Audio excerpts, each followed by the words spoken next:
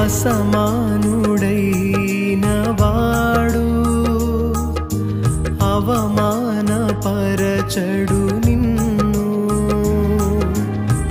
ఓటమిరుగని మన దేవుడు ఓడిపోనివ్వడు నిన్ను.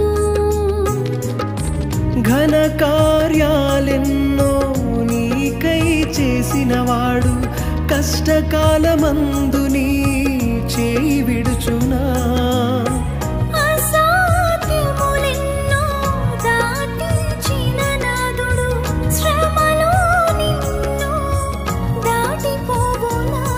సియోను దేవుడే నిన్ను సిగ్గుపడనివ్వడు, కనికర పూర్ణుడే నీ కన్నీరు తుడుచును.